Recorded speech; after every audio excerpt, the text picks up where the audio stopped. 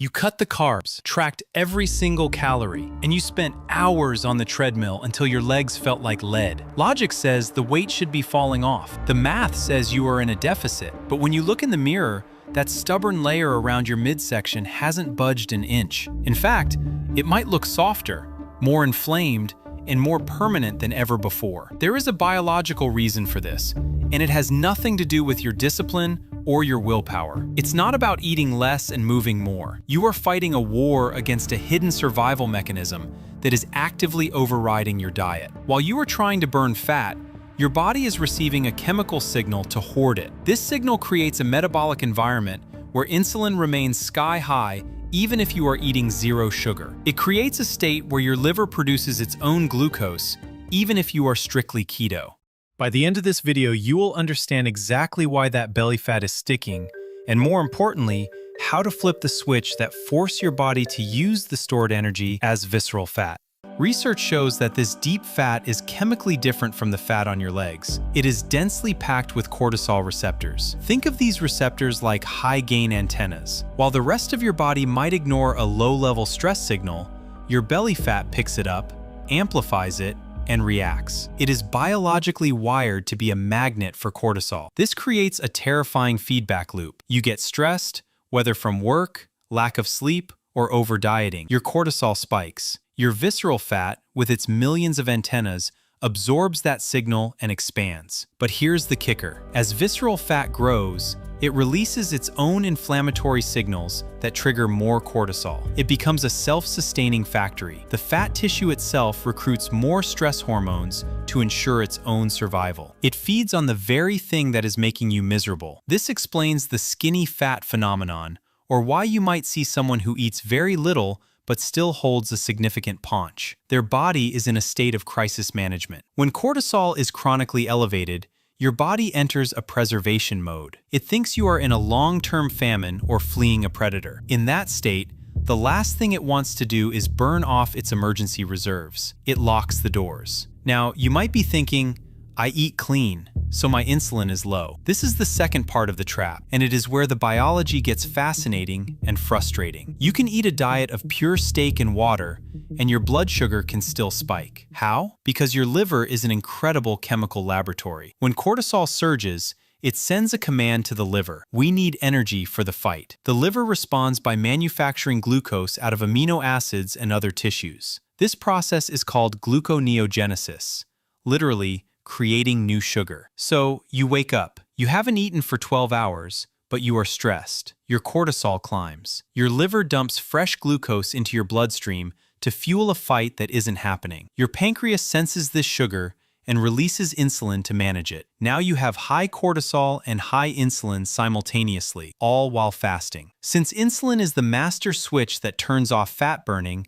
you are effectively locked out of losing weight. You are running on sugar that your own body manufactured, while your fat stores remain sealed tight. This hormonal chaos is usually driven by three specific lifestyle traps that seem healthy on the surface, but are actually fueling the fire. The first trap is what I call the endurance paradox. We have been told for decades that to lose weight, we need to move constantly. So you see people pounding the pavement, jogging for an hour, or spending 45 minutes on the elliptical every morning. They are sweating, they are working hard, but biologically, they are signaling a chronic, low-grade emergency. Evolutionarily, humans walked long distances to forage, and we sprinted short distances to escape danger or catch prey. We did not jog at a medium pace for an hour every day. When you engage in this chronic, medium-intensity cardio, your body perceives it as a long migration without food. It raises cortisol to keep you going. If you do this every day without adequate recovery, that cortisol never comes down. The result is muscle wasting. Cortisol breaks down muscle tissue to convert it into fuel. As you lose muscle,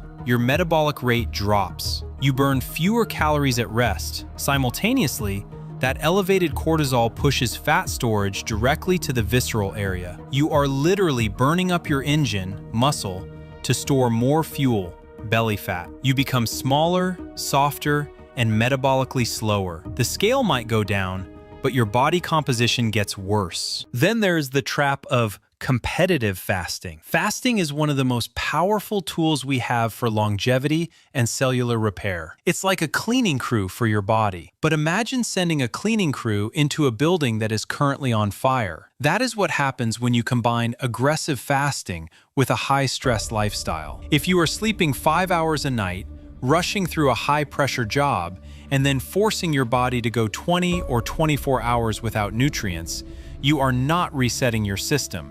You are crashing it. Your body perceives the lack of incoming energy as a famine confirmation. The stress of the fast adds to the stress of your life. The total load exceeds your body's capacity to adapt. Instead of burning fat, your thyroid downregulates. Your energy plummets. Your hands and feet get cold, and your body clings to that visceral fat because it is the only safety net it has left. You are fighting biology, and biology always wins. The goal of fasting is to lower insulin, but if the stress of the fast raises cortisol enough to trigger that liver glucose dump, you have negated the benefit. You are just starving and stressed. This leads us directly into the third and perhaps most insidious trap, the nocturnal alarm. This is the silent killer of fat loss. You might be in bed for 8 hours, but are you actually in a restorative state? Here is a scenario that might sound familiar. You fall asleep from sheer exhaustion, but then at 2 a.m. or 3 a.m., your eyes snap open. You aren't just awake, you are alert. Your mind starts racing about tomorrow's to-do list. You toss and turn, maybe look at the clock, and finally drift back off an hour before your alarm. This isn't just bad sleep, it is a hypoglycemic event. While you sleep, your blood sugar naturally drops. If your metabolic flexibility is poor or your stress is high, it drops too fast. Your brain, which is a glucose hog, senses a threat. It thinks it is running out of fuel, so it slams the panic button. Your adrenal glands fire off a shot of adrenaline and cortisol to wake the liver up and dump glucose. That adrenaline surge is what wakes you up. You are literally experiencing a fight or flight response in the middle of your dreams. The tragedy here is twofold. First, you miss out on the deep delta wave sleep where growth hormone is released. Growth hormone is your primary anti-aging and fat-burning hormone. Second, you spend your night bathing in cortisol and insulin. Instead of waking up lean and refreshed, you wake up puffy, holding water, and with your belly fat storage turned on high. So how do we break this prison? How do we convince the body that the war is over so it can finally release the reserves? We have to send safety signals. We need to speak the language of the nervous system. The first solution requires a shift in how you view movement. We need to stop punishing the body and start flushing the system. We replace the chronic cardio with what I call the metabolic flush. This is a walk, but not just any walk, a specific walk timed immediately after your meals. When you eat, your glucose rises. Usually, the pancreas has to deal with this by shouting with insulin. However, muscle tissue has a unique back door for glucose absorption that doesn't require insulin. It is a mechanical gate. When you contract a muscle, it can pull sugar directly out of the blood. By taking a brisk 10 to 15 minute walk right after you eat, you mechanically lower your blood sugar. You bypass the need for a massive insulin spike. Less insulin means less signal to store fat. It also aids digestion and lowers the post-meal cortisol stress. You are using your muscles as a glucose sink, leaving your bloodstream stable and your fat-burning machinery intact. Next, we have to address the overnight crisis. If you are the person waking up at 3 a.m., we need to stabilize that blood sugar crash before it happens. We use a strategic safety anchor before bed. This contradicts the no eating before bed rule, but remember, context is king. If you are waking up from a stress spike, staying fasted is hurting you. The protocol is simple: a small amount of raw honey and a pinch of high-quality sea salt right before sleep. We are talking about a teaspoon, not a meal. Here is the physiology. The honey provides a steady stream of liver glycogen. It tops off the tank just enough so that the brain doesn't panic during the night. The salt helps lower adrenaline and manages fluid balance. By preventing the crash, You prevent the adrenaline spike. You stay asleep. And because you stay asleep, you enter those deep stages of rest where cortisol drops to its lowest point and growth hormone peaks. You trade a tiny amount of calories for 8 hours of high-quality, fat-burning hormonal output. It is a strategic investment. Now, what about the intensity? We don't want to jog,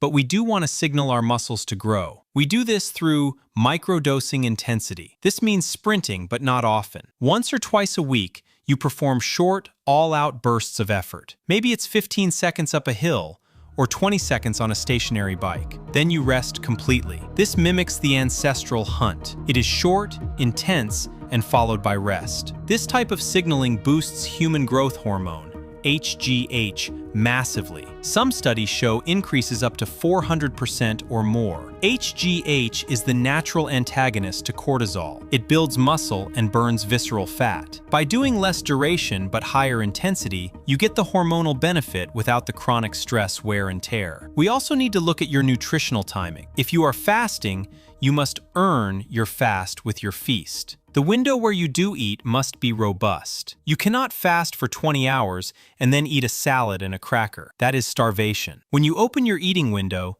you must prioritize protein. Protein is the most satiating nutrient, but it also triggers the release of glucagon, a hormone that opposes insulin. Aim for a target. Think of your ideal body weight. If you want to weigh 150 pounds, you need to be aiming for close to 150 grams of protein in your feeding window. This signals abundance. It tells your body, we have resources.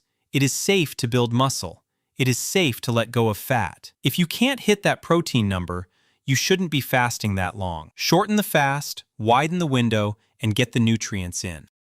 Finally, there is a chemical trigger that is more powerful than any supplement you can buy. It is the direct antidote to the cortisol feedback loop. You can't just think your stress away, but you can chemically disable it. The opposite of the stress hormone cortisol is the bonding hormone oxytocin. When oxytocin is high, cortisol is forced to lower. They share a biological teeter-totter. You can trigger this through a practice I call vitamin G, deliberate gratitude. I don't mean just saying thanks. I mean taking 60 seconds to viscerally feel appreciation for something. It could be the sun on your face, the coffee in your hand, or a person you love. When you generate that feeling of genuine appreciation, your heart rate variability changes. Your biochemistry shifts. It puts the brakes on the fight or flight system. Doing this before a meal can actually improve your digestion and insulin response. Doing it before bed can improve your sleep latency. It is a physiological reset button that costs nothing. So let's look at the full picture. You aren't fighting a calorie math problem. You are untying a hormonal knot. Your belly fat is a symptom of a body on high alert. To fix it, you stop the chronic cardio that drains you and start the heavy lifting or sprinting that builds you. You stop the starvation fasting and start fueling with high protein to signal safety. You stop the late-night sugar crashes with a strategic honey hack to protect your sleep. And you stop letting stress run on autopilot by using walking and gratitude to manually lower your cortisol. This is how you turn off the antennas. This is how you drain the swamp. When you lower the threat, the body lowers the defenses. The visceral fat, having no more cortisol to feed on, begins to mobilize. The death spiral reverses. Energy returns. The brain fog lifts. And finally, that stubborn belt line begins to loosen. You have the roadmap now. It's not about doing more, it's about doing the right things to signal safety